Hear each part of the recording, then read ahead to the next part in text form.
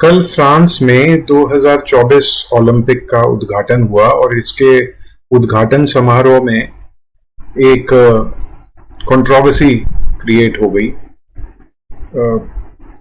विवाद खड़ा हो गया इस बात को लेके कि इन लोगों ने प्रभु यीशु मसीह की जो एक पेंटिंग है लास्ट सपर, उसका मजाक उड़ाया। और जैसा कि यहाँ पे हम देख सकते हैं, इस पेंटिंग में दर्शाया हुआ है कि जो भी लोग एक्टिंग कर रहे हैं उस पेंटिंग की लास्ट सपर की, वो सब ट्रांसजेंडर लोग। ट्रांसजेंडर वो होते हैं जो कि कोई पुरुष होते हैं, लेकिन उन्हें लगता है कि मैं पुरुष के शरीर में एक महिला हूं। वो उनका जन्म एक पुरुष के रूप में हुआ है, एक लड़के के रूप में हुआ है, लेकिन उन्हें लगता है कि मैं पुरुष के शरीर में महिला हूं और मैं ट्रैप हुई हूं। और इसका उल्टा भी होता है, कोई महिला है तो उसे लगता है कि मैं महिला के शरीर में कोई पुरुष ट्रैप हुआ है। तो ये ट्रांसजेंडर लोग होते हैं। ये जो हैं उससे दूसरे जेंडर के कपड़े पहनते हैं, और ये आजकल बहुत अमेरिका वगैरह में, वेस्ट में, यूरोप में बहुत ज्यादा फैशन में चल रहा है। LGBTQ++ बोलते हैं इन्हें। तो इन लोगों ने यह यहाँ पे आप देख सकते हो, ये सब इन्होंने कपड़े पहन के इस तरह से ये फोटो करवाई और पूरी सेरेमनी में इन्होंने LGBTQ कम्युनिटी को प्रमोट किया और मसीहत का लोगों ने कहा कि मजाक उड़ाया है। तो हम ये देखेंगे कि इस पे बहुत विरोध प्रकट हुआ। मसीह लोगों ने विरोध जताया और इनको इतना ज्यादा विरोध हुआ कि इन्हें अपना जो प्रोग्राम था वो सब ऑनलाइन चैनल्स से हटाना पड़ा। जो इनकी सेरेमनी थी, इनॉग्रेशन सेरेमनी जो थी, उद्घाटन समारोह जो था, उसके सारे वीडियो इन्होंने हटा दिए हैं। हम ये देखते हैं कि ये कोई नई बात नहीं है कि प्रभु यीशु मसीह का या हमारे विश्वास का या हमारे जो इमोशंस हैं उनका किसी ने मजाक उड़ाया हो। हम ये देखते हैं कि बाइबल में, आज देखते हैं साथ कि बाइबल में इसको क्या ठहराया हुआ है, बाइबल इसके बारे में क्या बोलती है और इस पे हमें कैसे रिएक्ट करना चाहिए, हमारी क्या प्रतिक्रिया एक मसीह होने के नाते ऐसी चीजों पे होनी चाहिए। तो सबसे पहले हम देखते हैं कि लॉर्ड सपर था क्या। लॉर्ड सपर वो था जो मत्ती 26:26 में मिलता है, जहां प्रभु यीशु मसीह जिस रात वो पकड़वाए जाने वाले थे, उन्होंने अपने चेलों के साथ वो बैठे और उन्होंने अंतिम भोज उनके साथ किया अपने चेलों के, और उन्होंने धन्यवाद देके परमेश्वर को सबसे पहले जो रोटी थी वो तोड़ी और अपने चेलों को यह कहकर दी कि ये मेरी देह है जो तुम्हारे पापों के लिए तोड़ी जाती है। और इसी प्रकार उन्होंने प्याला लिया और अपने चेलों को दिया कि ये नई वाचा है मेरे लहू में जो तुम्हारे पापों के लिए दी जाती है, मेरी याद में ये किया करो।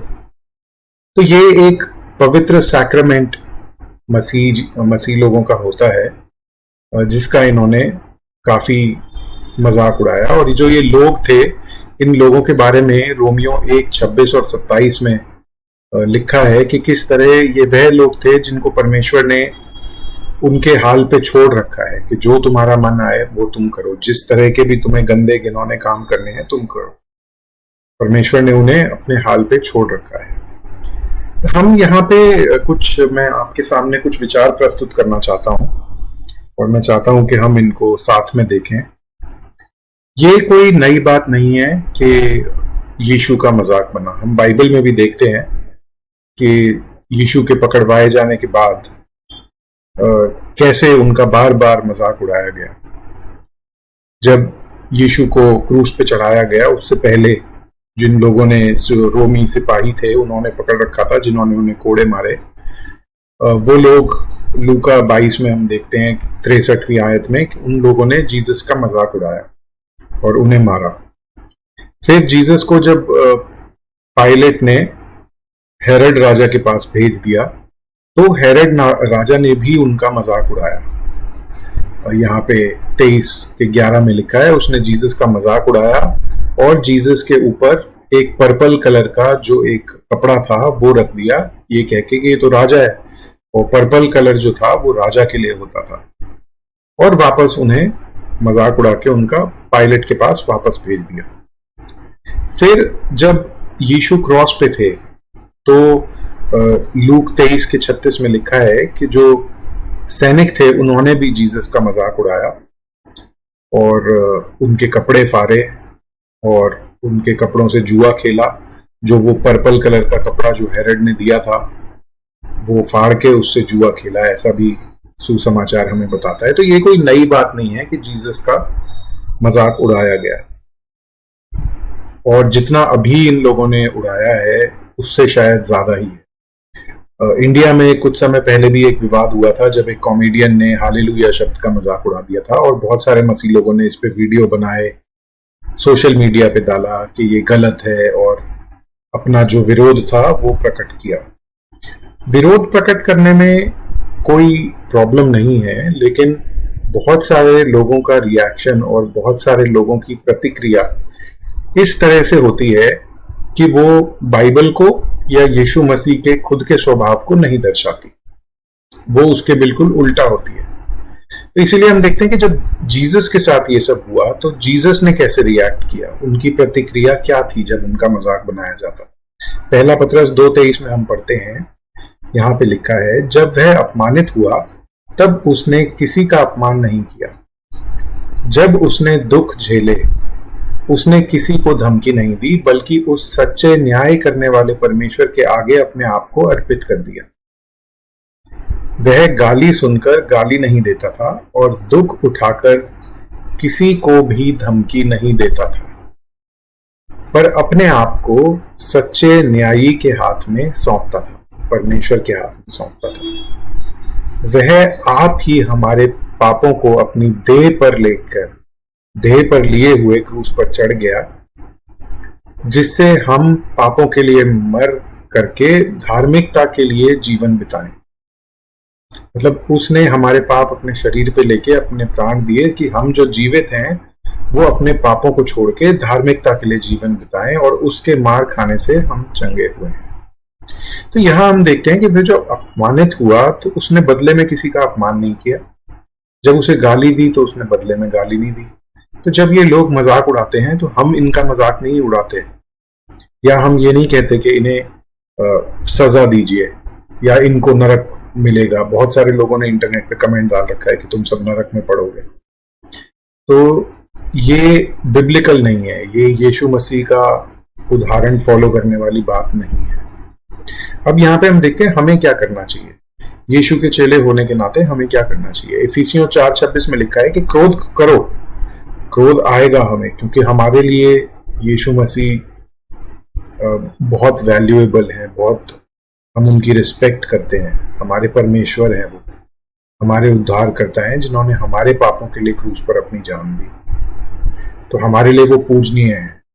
तो हमें क्रोध आता है, लेकिन वचन कहता है क्रोध तो करो पर पाप मत करो। क्रोध में आप किसी को गाली मत दो, किसी को बुरा मत बोलो, किसी को कर्स मत करो, किसी के ऊपर दंड की आज्ञा मत डालो, और सूर्य को अस्त मत होने दो अपने क्रोध पे। मतलब इस बात को दिल से लगा के नहीं रखना है। आपने विरोध प्रकट किया, ठीक है, आपने बता दिया कि ये हमें अच्छा नहीं लगा, इस चीज को हम अप्रिशिएट नहीं करते, अब हमें आगे चलना है। रोमियो 12:21 में दिया है कि बुराई से न हारो, परंतु भलाई से बुराई को जीत लो। Do not be overcome of evil, but overcome evil with good. अब यहाँ पे एक बात और आती है कि जो ये समलैंगिक लोग होते हैं या ट्रांसजेंडर लोग, LGBTQ कम्युनिटी के लोग होते हैं, इनके साथ क्या होगा। तो इसके लिए एक महत्वपूर्ण सिद्धांत हम देखते हैं बाइबल में, और ये हम देखते हैं लूका रचित सुसमाचार उसके 13वें अध्याय में। इसको हम पढ़ते हैं साथ में। लूका रचित सुसमाचार में खोल लेता हूं और इसका 13वां अध्याय, इसकी पहली 5 आयतें हम देखेंगे और 2 ट्रांसलेशंस में देखेंगे, जिससे कि हमें पूरा पता लग जाए कि क्या बात हो रही है। ठीक है, ध्यान से देखिएगा। उस समय कुछ लोग आ पहुंचे और यीशु से उन गलीलियों की चर्चा करने लगे जिनका लहू पिलातूस ने उन ही के बलिदानों के साथ मिलाया था। तो ये पास्ट में कोई ऐसा वाकया हुआ है जिसकी वो बात कर रहे हैं, जहां पे कुछ गलीली लोग थे जो कि शायद मंदिर में थे और अपना चढ़ावा चढ़ाने आए थे, लेकिन पिलातूस ने उनका लहू उनके बलिदानों के साथ मिला दिया, मतलब उन्हें जान से मार दिया और उनका लहू उन्हीं के बलिदानों के साथ मिला दिया। यह सुनकर यीशु ने उनको उत्तर में यह क्या कहा, अब ये ध्यान से सुनिएगा, क्या तुम समझते हो कि ये गलीली बाकी गलीलियों से पापी थे, मतलब उनसे ज्यादा पापी थे, कि उन पर ऐसी विपत्ति पड़ी? मैं तुमसे कहता हूं कि नहीं, परंतु यदि तुम मन न फिराओ तो तुम सब भी इसी रीति से नाश होगे। बहुत बार ऐसा होता है कि जब इस तरह की कोई चीज होती है, मैं एक कमेंट पढ़ रहा था, किसी ने लिखा था कि ऐसे ही यीशु मसीह का कुछ समय पहले ब्राजील में अपमान हुआ था और उसके बाद वहां पे बहुत बड़ी कोई नेचुरल कैलामिटी आ गई, शायद बाढ़ आ गई या कुछ इस तरह का हो गया, और लोग सोचते हैं कि ये परमेश्वर का प्रकोप है उनके ऊपर, पर ऐसा नहीं है। यहाँ पे भी आप देखिए कि वो यही बात कर रहे हैं कि उन गलीली जो लोग थे उनके साथ इतना बुरा हुआ, ये इसलिए नहीं था कि वो औरों से ज्यादा पापी थे। एक और उदाहरण यहाँ पे है, 4ठी आयत में हम देखते हैं, या क्या तुम समझते हो कि वे 18 जन जिन पर सिलो का गुम्मट गिरा, टावर ऑफ साइलो है ये इंग्लिश में, ये 18 लोगों के ऊपर गिरा और वो दबकर मर गए, यरूशलेम के और सब रहने वालों से अधिक अपराधी थे? कि उनके साथ ऐसा क्यों हुआ कि उनके ऊपर टावर ऑफ साइलो गिर गया? क्या वो अधिक अपराधी थे? तो मैं तुमसे कहता हूं कि नहीं, परंतु यदि तुम मन न फिराओगे तो तुम भी इसी रीति से नाश होगे। तो यीशु मसीह यहाँ पे क्या कह रहे हैं कि जिस तरह से ये लोग पापी हैं जिन्होंने प्रभु यीशु मसीह का मजाक उड़ाया, उसी तरह से हम भी पापी हैं और हमें अपने पापों की क्षमा यीशु मसीह पे विश्वास के द्वारा मिली। तो इसी तरह से अगर इन लोगों में से भी कल को कोई अपने पापों से तौबा करके प्रभु यीशु मसीह पे अपने उद्धारकर्ता के रूप में विश्वास करता है तो उन्हें भी क्षमा मिल जाएगी। और अगर कल को फ्रांस में या कहीं पे कुछ बुरा भी होता है तो हम ये नहीं कहेंगे कि इनके पाप का फल इन्हें मिला है, क्योंकि परमेश्वर इस तरह से अगर काम करने लगे तो फिर तो हर पाप करने वाले को उसकी सजा हाथ के हाथ मिल जाएगी। लेकिन प्रभु अभी जो है वो एक अनुग्रह का समय चल रहा है जिसमें प्रभु का अनुग्रह सबके लिए है और प्रभु मौका देते हैं हर एक को विश्वास करने का यीशु मसीह पे, अपने पापों से तौबा करके और उसके द्वारा उद्धार पाने का। वो एक समय आएगा जब प्रभु यीशु मसीह अनुग्रह के सिंहासन से उठ के न्याय के सिंहासन पर बैठेंगे और उस समय फिर किसी व्यक्ति के लिए कोई माफी नहीं होगी। लेकिन अभी अनुग्रह का समय है, तो बिल्कुल भी हमें ऐसे नहीं सोचना इन लोगों के साथ बुरा हो जाए, पहले तो यही नहीं मनाना कि इनके साथ कुछ बुरा हो, उल्टा ये मनाना है कि किसी तरह से इनके दिल नरम हो और ये सुसमाचार को ग्रहण करके उद्धार पा सकें। साथ ही अगर इनके साथ कुछ बुरा होता भी है आने वाले समय में तो हम ये नहीं सोचेंगे कि परमेश्वर ने किया है एक सजा के रूप में, क्योंकि ये हमसे ज्यादा पापी नहीं है। वचन जो हमने पढ़ा लूका 13:1-5 में, उसमें यही दिया हुआ है कि वो लोग जिनके साथ कुछ ज्यादा बुरा होता है वो जरूरी नहीं है कि हमसे ज्यादा पापी हो इसलिए उनके साथ हुआ है, पर हम सब अगर खड़े रहते हैं तो परमेश्वर के अनुग्रह से ही खड़े हुए हैं। तो इसीलिए हम घमंड नहीं कर सकते किसी भी बात का इन लोगों के ऊपर।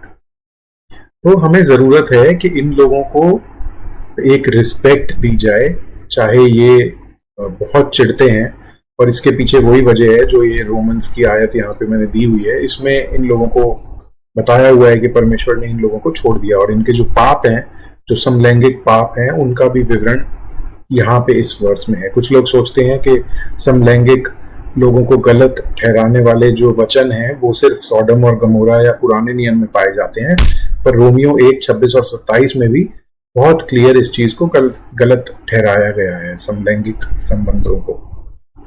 तो ये लोग बहुत ज्यादा चिढ़ते हैं इसलिए धार्मिकता से। जब भी आप किसी के पाप के ऊपर उंगली रखोगे कि जो आप कर रहे हो वो गलत है, पाप है, तो उसे बुरा लगेगा। जिस तरह से जब यूहन्ना बपतिस्मा देने वाले ने हेरोड और उसकी पत्नी हेरोडियस को बोला कि ये जो तुम्हारा आपस में संबंध है ये गलत है, तो किस तरह से हेरोडियस इतनी ज्यादा गुस्सा हो गई कि उसने अपनी बेटी से कहा कि यूहन्ना बपतिस्मा देने वाले का सर मांग ले। उसी प्रकार से इन लोगों को भी गुस्सा आता है, क्योंकि हम इनके पाप को पाप बोल रहे हैं और इनसे कुछ ना करने को कह रहे हैं, जो कि गलत है वचन के अकॉर्डिंग, वचन के अनुसार, है ना। तो ये इनका चिढ़ना, मतलब हम समझ सकते हैं कि इनका गुस्सा और इनका चिढ़ना क्यों है, लेकिन उसके रिस्पॉन्स में हमारा क्या रिएक्शन होना है, वैसा ही रिएक्शन होना चाहिए जैसा प्रभु यीशु मसीह का था, जिसने अपमानित होने के बाद भी दूसरे का अपमान नहीं किया, गाली सुनने के बाद भी गाली नहीं दी। और हमें ये याद रखना है कि not to be overcome by evil but to overcome evil with good. ये बातें आज की हैं जो हमें याद रखनी है। ये देखा जाए तो बहुत दुखद है, और ये खाली एक बार की बात नहीं है, ऐसा बहुत बार होता है। बहुत सारी हॉलीवुड पिक्चरों में मजाक उड़ाया जाता है, बहुत सारे कॉमेडियंस मजाक उड़ाते हैं, और हम ये सोचते हैं कि क्या तुम में इस्लाम का मजाक उड़ाने की हिम्मत है। लेकिन उन सब चीजों से कोई फायदा नहीं है। हमें ये दिखाने का मौका मिलना चाहिए कि हम बाकी सब लोगों से अलग हैं। बाकी सब धर्म के लोग जब उनके भगवानों का मजाक उड़ता है तो उनका जो रिएक्शन है वो हमसे अलग होता है। क्यों? क्योंकि हम अपने उद्धारकर्ता को फॉलो करते हैं और उनके रिएक्शन को भी फॉलो करते हैं, और हमारे हर विश्वासी के जीवन का ये एम होना चाहिए, ये मकसद होना चाहिए कि हम प्रभु यीशु मसीह के स्वरूप में ढलते जाएं, और उसको फॉलो करने का हमें एक मौका मिलता है जब इस तरह की कोई घटना होती है। तो इस चीज को हमें याद रखना है। दुखद है, लेकिन और हमें अपना प्रोटेस्ट रजिस्टर कराना है, हमें अपना विरोध जताना है, लेकिन सही तरीके से विरोध करते हुए इमोशंस में बह नहीं जाना है और किसी का नुकसान नहीं करना।